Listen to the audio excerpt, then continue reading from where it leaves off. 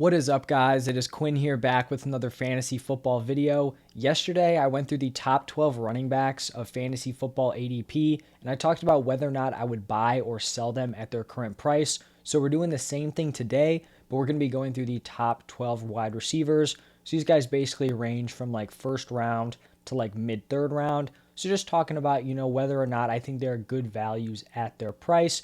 If you guys enjoyed the video, do me a huge favor, hit that like button and then subscribe to the channel. But let's just jump into the wide receiver one. It is going to be Cooper Kupp. I feel like that's pretty obvious here. Right now he is going as the 102, so basically the second overall player off the board, and I think this is a solid buy. Personally, I would take Christian McCaffrey and Jonathan Taylor over Cooper Kupp, but I know some people really like JT at 1. They go Kupp at 2. I can't really say, this is a sell, just because he was so dominant last season. Like, even if Cooper Kupp doesn't repeat his 2021 season, which would be very, very unlikely for him to repeat, but even if he's like 2 points per game less, like that would still be an insane season, and he could still be worth this pick. So personally, I would go CMC, JT, then Kupp, but I don't think the 102 is a bad price for him, so this will be a buy. Then at the 102, I have Justin Jefferson, or ADP has Justin Jefferson. He's going off the board as the 5th overall player. I also think this is a buy. In yesterday's video, I talked about how Austin Eckler was going as the 4th overall player behind JT, Kupp, and CMC. And I said that I would much prefer Justin Jefferson at that 104 price. So if I have him ranked at number 4, obviously he's going to be a buy for me here at the 105. I just think if it's not Kupp repeating as the wide receiver 1, it just seems like the stars are aligning for Justin Jefferson to just have a nuclear season. If this Vikings offense is going to be more pass heavy, I mean, that really gives Jefferson like the extra volume he needs, extra opportunities to really just go insane. The man has been historic through 2 years in the NFL. I think he kind of just continues to ball out and maybe finally breaks that like 20 point per game threshold. I say finally, like he should have done it already. The dude's been insane for 2 seasons, going into his 3rd. So I really like him here as a buy. Then we have like the other young stud, Jamar Chase, just a year behind him, going at the 107, the 3rd wide receiver. I'm kind of at this place where I'm pretty locked in on my top 4 players. So it's CMC, JT, Kupp, and Jefferson. Then you get into like 5, 6, 7. I feel like you're looking at guys like Dalvin Cook, Derrick Henry, maybe throw in like Najee Harris, Eckler. And if there was a wide receiver I would throw in there, it would definitely be Jamar Chase. So I'm totally fine taking him at the 107. I honestly think you can make an argument for him at like the 105 if you have CMC and JT as your top 2 running backs. So I think the 107 here is solid. I do have him pretty firmly ranked behind Kupp and Jefferson, just because I don't know if the volume's going to be there. But I mean, like Chase had insane efficiency last year. I do think he can see a boost in the volume department. This offensive line improved. I think the Bengals could be more pass heavy this year. And you just want to be betting on these guys who are like sensational talents. Like Jefferson and Chase, these two are going to be like 2 of the best wide receivers for the next like 8 seasons. So Chase and Jefferson are both about to have like their massive boom years. And you just want to be invested in both of these players. At the wide receiver 4, basically wide receiver 4 and wide receiver 5, we have Devante Adams and Stephon Diggs.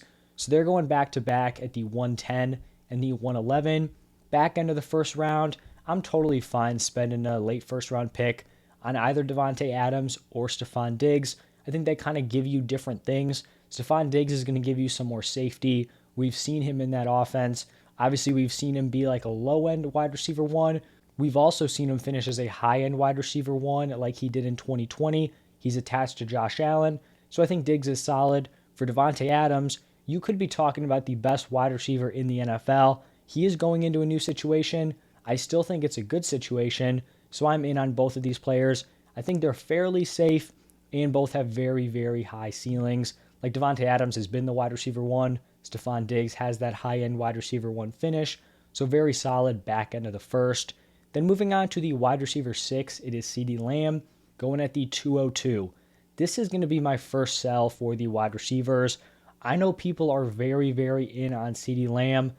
Personally, I'm just not one of these guys, and I don't think it's like crazy to have him ranked as the wide receiver 6. I personally have guys like Debo and Mike Evans ranked ahead of him, but I do think it's crazy to pick him here at the 202 because just, spoiler alert here on some of the other ADPs. Mike Evans is going at the 210, Keenan Allen at the 303, like T. Higgins at the 304. Like, are we really drafting Mike Evans like half a round to a round after CeeDee Lamb? I'm not saying that Mike Evans should be up here. I just think CeeDee Lamb should be more of like a mid to back end second round pick because I know he's set up, the opportunity is there for him to succeed. The thing is, he hasn't been more than like a back end wide receiver 2 so far in the NFL. So you're expecting him to take a massive jump. And I think he can take that jump, but I'm not betting on him here at the 202. So I'd much rather go running back at this spot, or maybe even a guy like Debo. And then if you're picking like kind of later third round, there are still going to be some really quality wide receivers available. So Lamb will be a sell. At wide receiver 7, we have Debo at the 204. Talked about how I would take him over Lamb. So I do think he's a buy here. I'm really not concerned about his usage in this offense. People seem to think that like if he doesn't have this wide back role where he's getting all these carries, he's not going to be the same player. Like if you take the splits of Debo Samuel early in the season where he was the wide receiver, and then the splits of him operating as like the wide back, the point per game numbers were very, very similar. And I actually think it may be better for him to operate as a wide receiver. First off, it's just less injury risk. Also, he wasn't as touchdown dependent. If you just get the ball in this man's hands, his yard after catch ability is just insane. So I still really like Debo here, even though there's some uncertainty. He had the contract. Trey Lance is likely going to be the quarterback. I still think he's just so talented. He will produce at this 204 price. The wide receiver 8, it is Tyree Kill, going at the 209. I am going to be selling this price. I'm just not super excited about Tyree Kill. He's a guy where it's like I see him going back into the second. It's kind of like I want to be excited. It's just not doing it for me. I don't know. Obviously, he's very, very talented, but this is a massive drop-off going from Patrick Mahomes to Tua. I feel like we're really banking on Tua being like, not necessarily a stud, but being a good NFL quarterback, and he just hasn't done enough to prove to me that he is. So you have Tyreek Hill like in this not proven offense, competing with Jalen Waddle for touches. Like I think he'll finish as a back-end wide receiver 1. It's kind of crazy to say about Tyreek Hill, but I just don't know if the ceiling is going to be there. Like, can he get enough volume and touchdowns in this Dolphins offense? I'm just not sure. There are much more proven wide receivers going after him, like Mike Evans, Keenan Allen. These players are in super strong offenses, have proven they can be high-end wide receiver 1s. So I'd rather go after those guys than Tyreek Hill. So he is going to be a sell here. The wide receiver 9 going right after Tyreek Hill, it is Mike Evans. I am very, very in on Mike Evans here. And I talked about it with CeeDee Lamb. I don't really understand like why CeeDee Lamb is going half a round ahead of Mike Evans. This is what I'm looking at.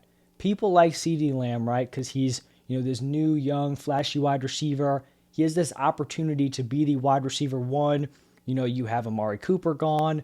By the way, like Lamb outproduced Cooper last year, so he technically was the wide receiver 1. But then you have Gallup, coming off of the ACL. So it's like, ooh, CeeDee Lamb can be that guy. Why don't we go after Mike Evans, who is going to be the wide receiver 1? They lost Antonio Brown. They lost Rob Gronkowski. You have Chris Godwin coming off the ACL. I'd rather be attached to Tom Brady than Dak Prescott. And Mike Evans has proven that he can finish as a high-end wide receiver 1. I love Mike Evans going at this 2-3 turn. I think I'm going to have a lot of shares of him. So he is definitely a buy. And now we're getting into the third round. And the value is just really, really solid here. At the wide receiver 10, it is Keenan Allen going at the 303. This is a super strong buy. This almost feels like Keenan Allen's floor, which is crazy. So if you go like running back first and second round, and then you snag Keenan Allen as like your wide receiver 1 in the third, I think that is a great start to your draft. Like you could realistically go, I guess you'd be going like CMC at the 103, then maybe you pick a Fournette, an Aaron Jones, a Saquon, one of those guys back into the second. Then you go with Keenan Allen at 303. That is a beautiful start to your drafts. The man is so consistent, but I also think he has that upside being on this Chargers offense. We know they're going to throw for a ton of touchdowns, ton of overall volume. Keenan Allen is a target monster, so I love everything about him here at this price. Then the wide receiver 11, we have T. Higgins. I also think he's a very solid buy. This is basically where he finished at last year. So you're getting him at that same price. Really, only things are pointing up for T. Higgins. Like, he actually kind of got unlucky in the touchdown department last year. I would not be surprised if like Higgins and Chase are very, very close in their fantasy finishes. Also, you have the offensive line improvement. They could be more pass heavy. So if I'm going to be able to buy T. Higgins basically where he finished last year, I'm willing to, buy him at that price all day. So he's definitely a buy. And then the wide receiver 12, the final wide receiver, it is A.J. Brown. And I was actually not expecting to be in on A.J. Brown because I thought he'd be going more at like that 2-3 turn. He's kind of going mid-third round at the 305. So originally I thought he was a little risky, maybe lacked ceiling on the Eagles offense, but that was if he was going late second, early third. More mid-third round, this is a spot where I'm okay betting on the talent. I'm still not a huge believer in this Eagles passing attack. Basically, I love this Eagles offense for Jalen Hurts. Really strong weapons, strong run game. I don't really love it for the weapons, but we know A.J. Brown is wildly talented. He's produced as like a mid to high-end wide receiver 1 on low volume passing attacks before, so I think he could do it again. And if I'm paying, mid-third round, that is something I am willing to do. So those are the top 12 wide receivers in terms of ADP. I think I'm buying most of them. Basically, I'm going to be buying wide receivers all throughout the draft. I likely go running back early and often, and then we're getting into round 3, 4, 5, 6, 7. I'll likely be firing off on a lot of wide receivers.